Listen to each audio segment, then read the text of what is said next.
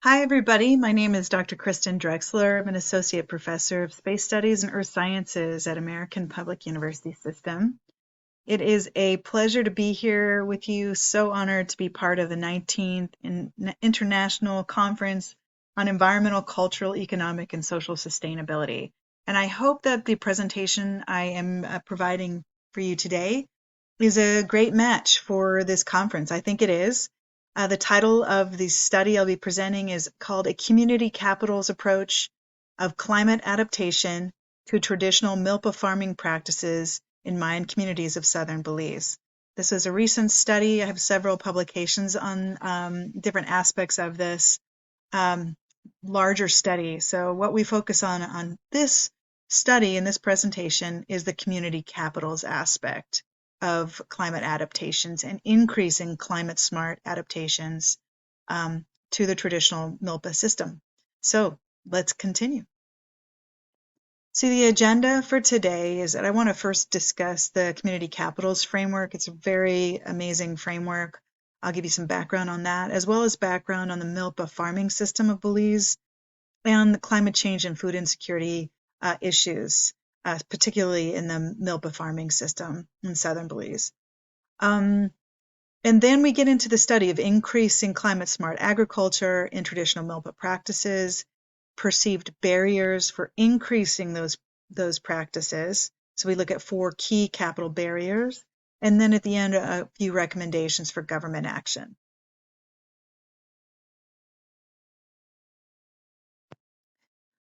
So the introduction is really the problem, what is happening and why the study took place. By the way, this is all related to a recent publication last year on a study with the same title. So if you do a Google Scholar search, you'll be able to find my article in Climate, the journal Climate.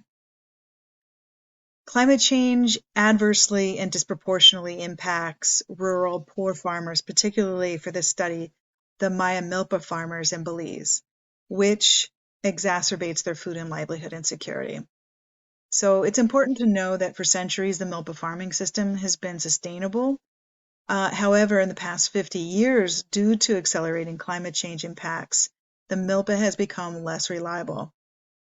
So climate smart adaptations to traditional Milpa practices are needed. So specifically, no burn mulching, soil enrichment, and the use of cover plants. And we'll go over these in detail in a slide that's coming up. So the qualitative study, this is based on interviews with Milpa farmers and agriculture extension leaders. This qualitative study finds 4 key community capitals or barriers for increasing climate smart agriculture practices, and we'll talk about those specifically. Recommendations for government action to reduce these barriers and increase community capacity are presented at the end.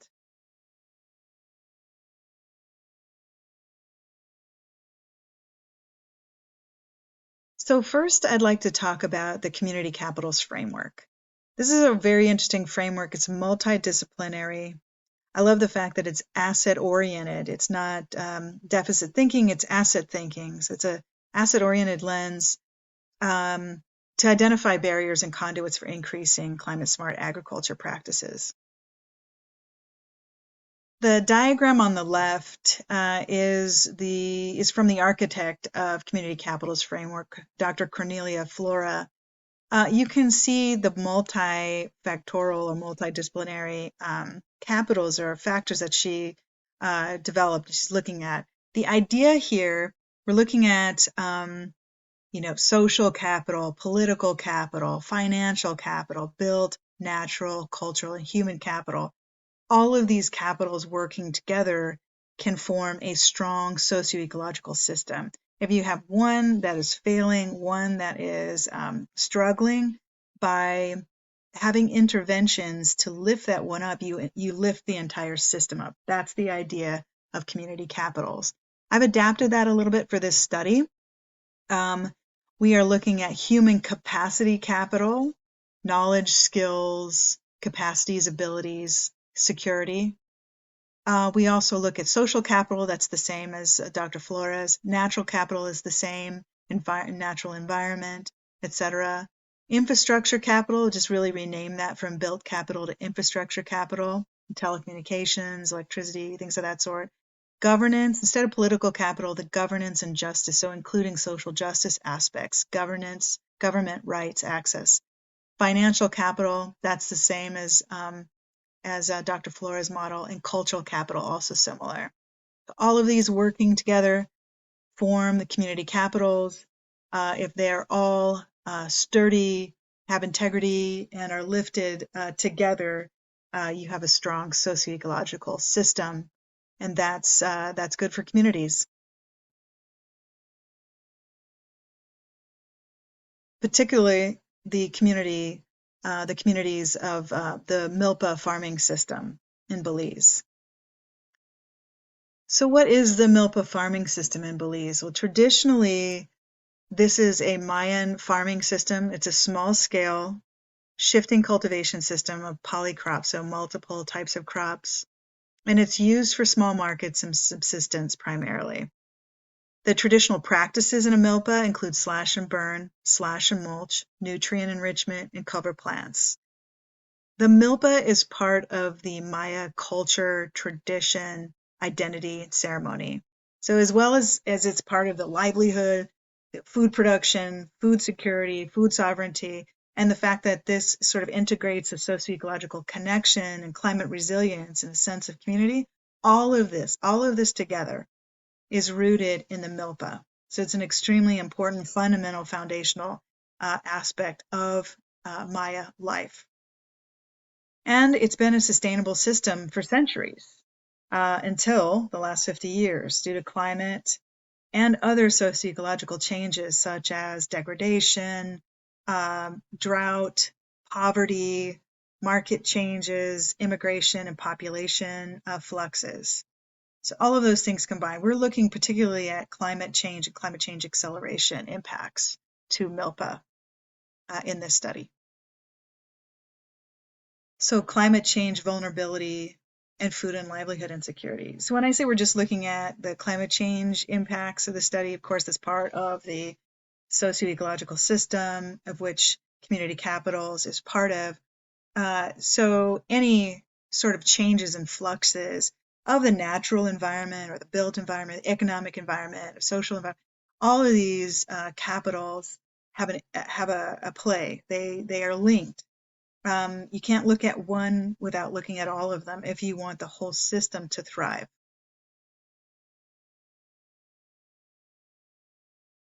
So milpa farmers particularly are vulnerable to climate change. It has a direct impact on the Maya who depend directly on their natural resources for survival.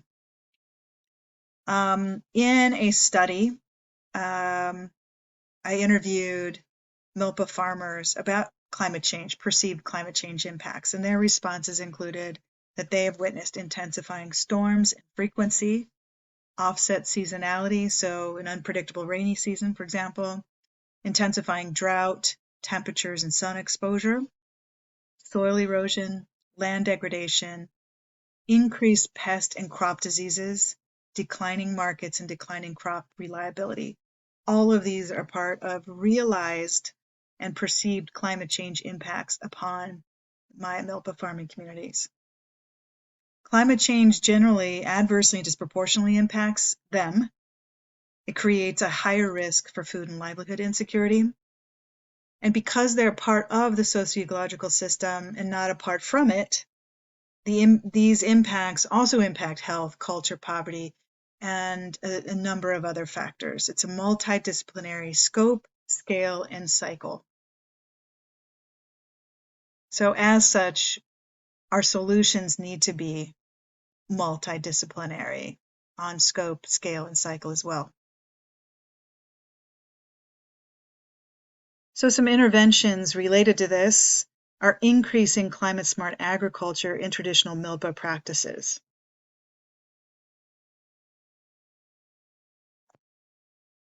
So it's important here to realize that the traditional milpa system already includes climate-smart agriculture practices. On the next slide, there'll be new or introducing climate smart agriculture practices. But for this slide, we're looking at already existing ones to the traditional system. Mulching, so increasing these is part of what the study is. Increasing mulching. So mulching is slashing, so clearing, but not burning. The idea is to use nutrient-rich black soil, which occurs in forests. So no burning of the debris. It allows the debris to decay on site. So benefits of mulching are regulating surface temperatures, which improves moisture and germination. It improves soils, water holding capacity, organic matter, fertility, stability, reducing runoff and weed population growth. Restores degraded soils and allows for shorter fallow periods, reduces the need for fertilizer inputs, and stabilizes crop yields. Another CSA practice that exists in traditional milpa practices today are nutrient enrichment. So this improves soil condition for production by adding chemicals or non-chemical fertilizers to build soil fertility. A third CSA practice, cover plants, so covering crops from heat and sun exposure and protecting the soil. Additional climate smart practices to the milpa farming system can include forest and conservation agroforestry. There are already some programs in place, but increasing these, especially in some communities that need this intervention, need support for this intervention. Erosion management and effective microorganisms. So an investment in effective microorganisms, it's a form of nutrient enrichment. It integrates EM into soil and it breaks down slash debris faster. EM inputs also provide stability in crop production, and in tropical conditions can increase yield by up to 15%. So these are worth doing. These have an impact. And you might ask why? What are the benefits to increasing CSA practices? Well, CSA practices mimic or replicate the nutrient cycling in forest ecosystems, which can foster sustainable crop production. It also promotes a more reliable and sustainable milpa agroecosystem. It's multidisciplinary linkages. So going back to the community capitals wheel here, we're looking at multifactorial aspects of the system. And a strong MILPA system can foster better community capacity for climate resilience. And in a Drexler 2020 study, I examined the impacts, sort of the synergistic impacts and linkages, but also the rebounding impacts as well of things like mulching, slash and mulch, no burn, and soil enrichment. How these impact like financial capitals here, livelihoods, expenses to farmers, less time for fallow, more production. Also, human capacity, social and cultural capitals, and environmental capitals. A lot of synergistic and rebound and compounding linkages of increasing CSA practices upon the whole socio-ecological system. But unfortunately, there are perceived barriers. In the study of MILPA farmers and extension experts, extension staff were interviewed, and here are the barriers found. So 4 key barriers to increasing CSA practices in MILPA communities. 1, human capacity capital. So in the study, we're understanding that a lack of climate smart technology and knowledge sharing and training was a barrier. Pest management is a barrier. Soil enrichment, safe pesticide application is a barrier to farmers. Financial capital is also a barrier. So the government closure of small markets, as well as the closure of or the discontinuation of crop buying programs in Belize. This created a barrier. Small market access barriers, so more like infrastructure. Limited support for farmer expenses in terms of fertilizers and pesticide inputs, lack of extension budget. These were financial capital barriers. Infrastructure or built capital barriers include bad roads, limited access to markets, farms, unreliable water, electrical services, limited cellular services, or no access to extension updates. So no weather updates, etc. So In Belize, in southern Belize, they actually use a Guatemala cellular service and not a Belizean one.